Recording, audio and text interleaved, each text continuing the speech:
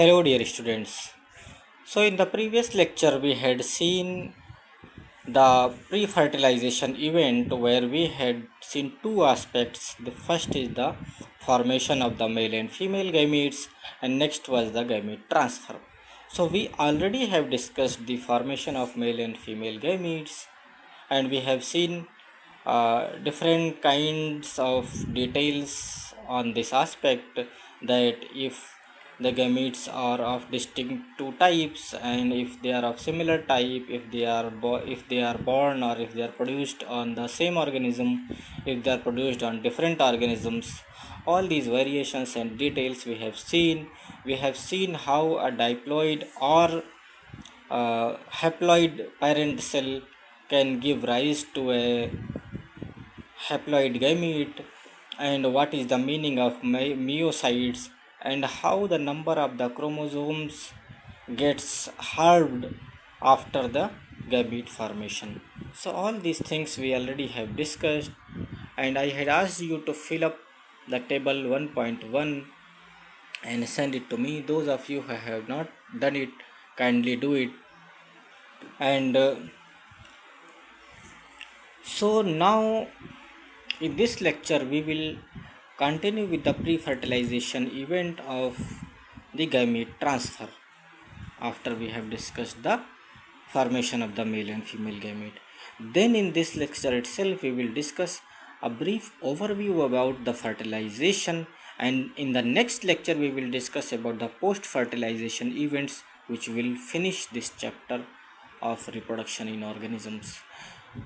The more details about the fertilization process and the gametic formation in the plants and how all this reproductive process takes place will be discussed in the next chapter, where the things will become much more clearer, and you will have a very clear picture of the reproduction, how it happens in the plants. And then in the next chapter we will study the similar things in the context of the human beings. Okay, so these are actually very interesting things which we are discussing in this unit. So keep enjoying these things and keep relating whatever you are learning with the real things, with the real organisms, with the plants, with different kinds of the organisms like earthworms, leeches, different plants which you see daily. You try to see if they are doing self fertilization and cross fertilization. If you can access, if you can visit in your surroundings or in your own family garden, try to see the flowers and just observe how this anthers, and where is the stigma, whether it is in the same flower or it is in the different flower, and is there any unique feature to this anthers, and how this pollen is trying to reach the stigma. Is it flying through the air, or is it sticky? So if you relate it practically to some or the other aspect of this chapter, it will be much easier for you to learn and remember. Now, when we say about the gamete transfer, as we all know that the female and male gametes, in order to fuse or in order to fertilize, they need to be brought together physically, right? वो दोनों को एक दूसरे के पास में लाना पड़ेगा आ, किसी मेथड से, किसी तरीके से. तो इन जनरल जो हम ऑब्जर्व करते हैं नेचर में, what happens that mostly the male gamete is motile. It can move by its own using some agencies like air or water or some help of some animals or some carriers. Okay, so usually the male gametes are motile, not only for the plants but for animals also. The male gametes are motile.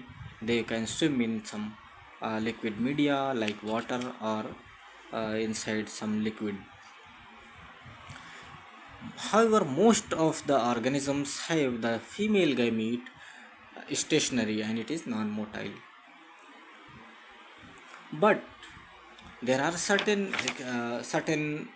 other situations where, for example, in some algae and in some fungi, you have both the male and female gametes which are motile, and they can come together and fuse together, and they can give rise to a they can fertilize and give rise to a new organism. As you can see here in this example of homogametic or isogametic fusion of the algae of the Chlamydomonas, these two gametes are coming together, they are fusing to make a zygote, and this will zygote will develop into a new individual after the fusion. So both the gametes are having the flagella, and they can fuse, they can uh, fuse and form the gamete. Now, sorry. Now, if we see lower plants like bryophytes or pteridophytes, or the plants which are living inside in the water, or in very close vicinity of the water, like the algae which flourish inside the water bodies. So these algae and the lower plants like bryophytes and pteridophytes, we already have discussed it last year also, that they need water for the completion of their life cycle. So why they need water? Because the water serves as the medium for transfer of the uh, gametes. Okay, so for these three plants, for these three groups of the plants, the water is essential. Otherwise, there will be no transfer for the there will be no transfer of the gamete. So, however, because the male gamete has to reach the female gamete, and if the female gamete is non-motile, if it is stationary, then you need a large number of the male gametes, so that if one fails to reach the female gamete, then another reaches. If another fails, the other one reaches. This is how